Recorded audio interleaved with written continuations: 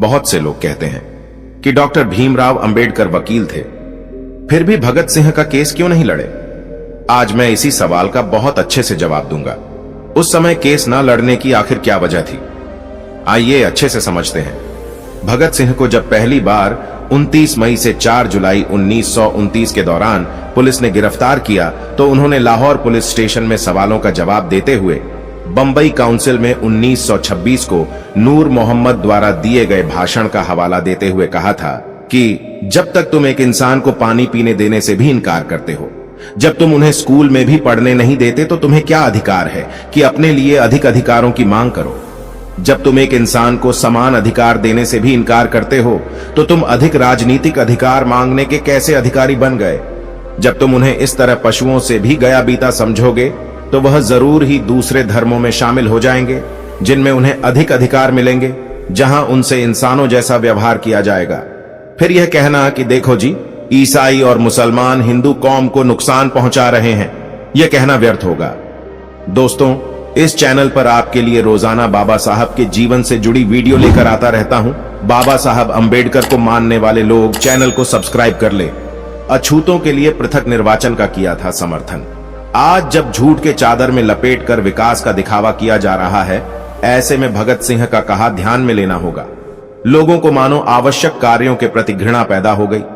हमने जुलाहे को भी दुत्कारा। आज कपड़ा बुनने वाले भी अछूत समझे जाते हैं, कहार को भी अछूत समझा जाता है। यह गड़बड़ी विकास की प्रक्रिया में रुकावटें पैदा करती है। सामाजिक न्याय के बिना विकास का रास्ता आसान नहीं।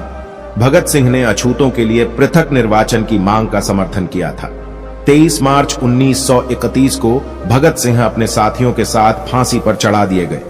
यदि वे जीवित रहते तो 1932 में पूना पैक्ट में वे अंबेडकर का समर्थन करते। भगत सिंह ने लिखा है, अछूतों को उनके अलग अधिकार उन्हें दे दो।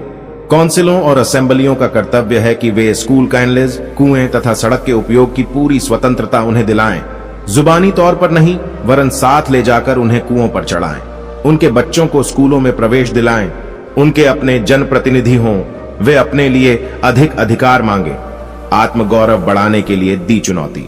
सामाजिक समता की स्थापना के लिए अछूतों को चुनौती देते हुए भगत सिंह कहते हैं कि अछूत कहलाने वाले असली जनसेवकों तथा भाइयों, उठो, अपना इतिहास देखो। गुरु गोविंद सिंह की फौज के असली शक्ति तुम ही थे। शिवाजी तुम्हारे भरोसे पर ही सब कुछ कर सके, जिस कारण उनका नाम आज भी जिंदा है।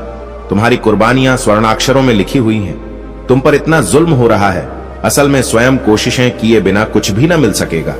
तुम असली सर्वहारा हो। संगठनबद्ध हो जाओ, सामाजिक आंदोलन से क्रांति पैदा कर दो तथा राजनीतिक और आर्थिक क्रांति के लिए कमर कस लो। सवाल का मकसद है दुष्प्रचार। सोशल मीडिया पर अक्सर सवाल पूछा जाता है कि अंबेडकर वकील थे तो भगत सिंह का केस क्यों नहीं लड़ा।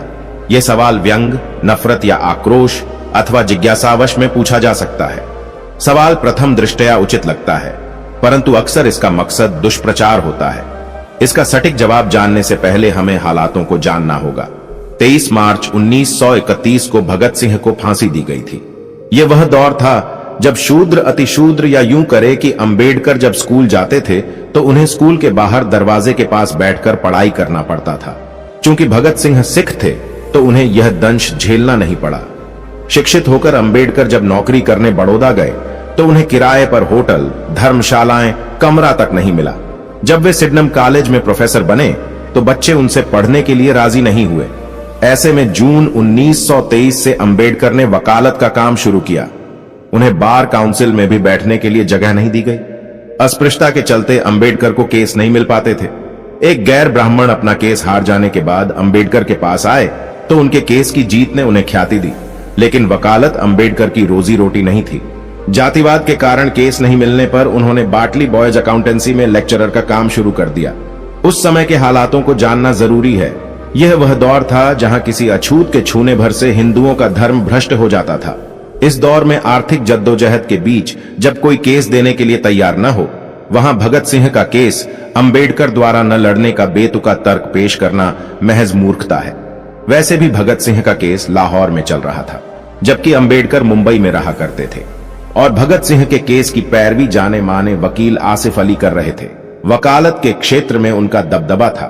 ऐसे में आसिफ अली को हटाकर अंबेडकर को केस देने की कल्पना भी कोई कर नहीं सकता था। आरएसएस के गोलवलकर के मित्र भगत सिंह विरोधी भगत सिंह के खिलाफ जहां सुप्रसिद्ध वकील आसिफ अली पैरवी कर रहे थे, वहीं अंग्रेजों की तरफ से पैरवी करने वाले ब्राह्मण वकील का नाम था सूर्य नारायण शर्मा। यह वही शर्मा है जो आरएसएस के संस्थापक गोलवलकर के बहुत अच्छे मित्र थे। याद रहे कि अंबेडकर ने 150 वर्षों की अंग्रेजों की राजनीतिक गुलामी के मुकाबले में 2500 वर्ष से भी अधिक की सामाजिक गुलामी को नष्ट करने के लिए अपना जीवन न्योछावर कर दिया। ऐसे में आजादी की लड़ाई को लेकर जहां क्रांतिकारियों का नाम गर्व से लिया जाता है, वहीं सामाजिक आजादी के लिए सर्वश्रेष्ठ स्थान पर अंबेडकर का नाम अभिमान के साथ लिया जाता है। इस बात का एक पहलू यह भी है कि जिस समय संपूर्ण देश में एकमात्र अछूत वकील के तौर पर अंबेडकर की पहचान थी, तब भी उन्हें केस नहीं मिल पाए। आर्थिक तंगी के चलते प्रोफेसर की नौकरी करनी पड़ी। ऐसे में भगत सिंह का केस स्वयं पहल कर मुंबई से लाहौर जाकर लड़ना किसी भी दृष्टिकोण से सुविधाजनक नजर नहीं आता। यदि केस लड़ना भी चाहे तो मशहूर वकील आसिफ अली से केस वापस लेकर अंबेडकर को सौंपने का कोई तार्किक मुद्दा नजर नहीं आता। एक पहलू यह भी है कि जहां ब्राह्मण वकील अंग्रेजों की पैरवी कर रहे थे, वहां देश में अनेक नामचीन वकील क्या तमाशा देख रहे थे। जबकि वर्ष 2013 में पाकिस्तान के वकील इम्तियाज कुरैशी ने भगत सिंह की केस को दोबारा खुलवाया। इसकी पैरवी अब्दुल रशीद ने की। 2014 में अब्दुल ने एफआईआर की कॉपी मांगी तो पता चला कि एफआईआर में भगत सिंह का नाम ही नहीं है। उन्हें केवल रजिस्टर के आधार पर फांसी दे दी गई। और अब अंत में यही कहूंगा कि अंबेडकर की निष्ठा व कार्य को लेकर समय समय पर मनुवादियों द्वारा सवाल उठाया जाना एक आम बात है, लेकिन हमें उतनी ही सजगता से सभी तरह के आक्षेप व आरोपों का प्रत्युत्तर देते आना चाहिए। इसके लिए लगातार उन सवालों का पीछा करते हुए उसकी गहराई में जाने का विवेक निर्माण किया जाना चाहिए। सवाल भले ही बचकाने हो, लेकिन उसे पूछने वाले व्यक्ति का मकसद यदि डॉक्टर अंबेडकर के चरित्र हनन का हो, तो हमें चुप रहकर सवालों से मुंह मोड़ लेना ठीक नहीं।